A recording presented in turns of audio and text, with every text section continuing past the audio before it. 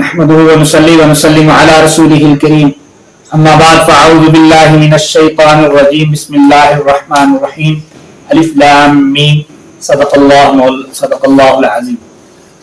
سامعین کرام، گزشتہ درس میں سورہ بقرہ کے مختلف نام اور آیت اور سورت کے متعلق بیان ہوا.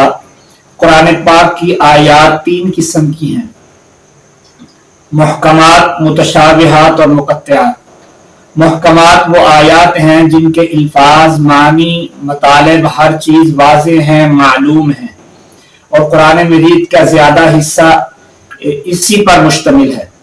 اور دوسرے متشابہات ہیں جن کے معنی معلوم ہے، الفاظ کے مطالب معلوم ہے، لیکن اس کی مفہوم کیا ہے، معنی معلوم ہے، اس کے مفہوم سے ہم آگاہ نہیں ہیں، اس کے متشابہات کہتے ہیں. جیسے الرحمن علی العرش استوى. اب الرحمن، عرش اور استوا معنی معلوم ہے تینوں کے، لیکن اللہ عرش پر کس کیفیت میں جلوہ افروز ہے، وہ کیفیت دقیق ہے، وہ ہمیں معلوم نہیں ہے، تو یہ متشابہات ہے. اور تیسری قسم ہے مقطعات، جن کے الفاظ کے معنی بھی ہمیں معلوم نہیں ہے اور مفاہیم بھی ہمیں معلوم نہیں ہے، ان پر محض ایمان لے آنا. یہی جیسے ہم قرآن مجید کا نازل ہونے پر ایمان ہے، اس کی ہر چیز پر ہمارا ایمان ہے، یہ اللہ کی طرف سے نازل ہوئی ہے اور نبی اکرم صلی اللہ علیہ وسلم پر نازل ہوئی ہے. ہم نے اس کا معنی معلوم ہے نہیں معلوم، جو بھی ہے ہم نے اس پر ایمان لے کے آنا ہے. اس کی حکمتیں کیا ہیں یہ اللہ کو معلوم ہے.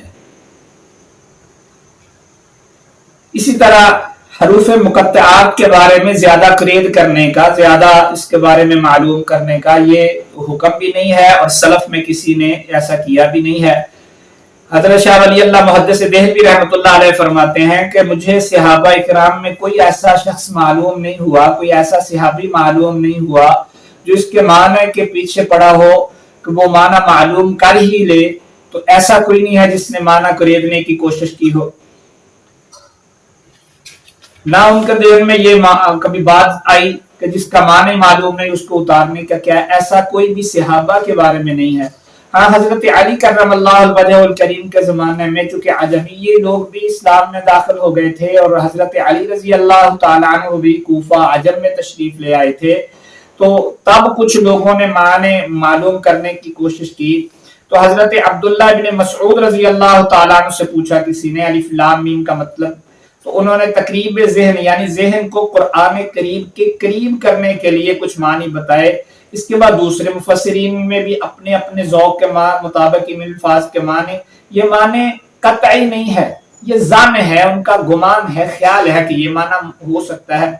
حضرت ابوبکر صدیق رضی اللہ تعالیٰ عنہ فرماتے ہیں لکل کتاب سر، ہر کتاب کا ایک راز ہوتا ہے، اور یعنی یہ ہر چیز کتاب کی واضح نہیں ہوتی، وہ نازل کرنے والے اور نازل ہونے والے کوئی معلوم ہوتی ہے. تو وہ قرآن مجید کا جو وہ الفاظ ہیں وسر القرآن اوائل سور، تو یہ قرآن مجید کے جو راز ہیں وہ یہ حروف مقطعات ہیں.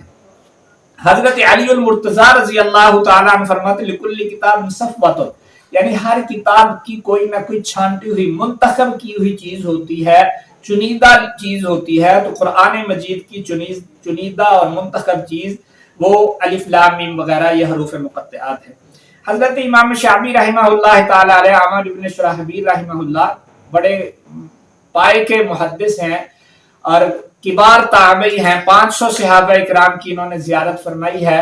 تو حضرت عامر بن شہیب رحمہ اللہ تعالیٰ عنہ سر اللہ فلا تطلبوا، یہ اللہ کے راز ہے، اس کی طلب کی زیادہ کوشش نہیں کرنی چاہیے. حضرت عبداللہ ابن مسعود رضی اللہ تعالیٰ عنہ نے جواب دیا تھا کہ یہ قرآن مجید کے ہر حرف پہ اللہ نے 10 نیکیوں کا وعدہ فرمایا، الف لام میم کہنے سے 30 نیکیاں ملتی ہیں، بس یہ ہمارے لیے اس سے زیادہ کی ضرورت نہیں ہے. اسی طرح بعض لوگ کہتے ہیں کہ امام راضی رحمہ اللہ اور دیگر بہت سارے لوگ ہیں جو کہتے ہیں کہ یہ اللہ کے نام ہے، مطلب جیسے اللہ کا نام یعنی 6000 کے قریب اللہ کے نام ہیں جو پہلی کتابوں میں نازل ہوئے، اسی طرح یہ بھی اللہ کا نام ہے جو اللہ نے اس کتاب میں نازل فرمائے اللہ سمجھنے عمل کی توفیق عطا فرمائے. وما علینا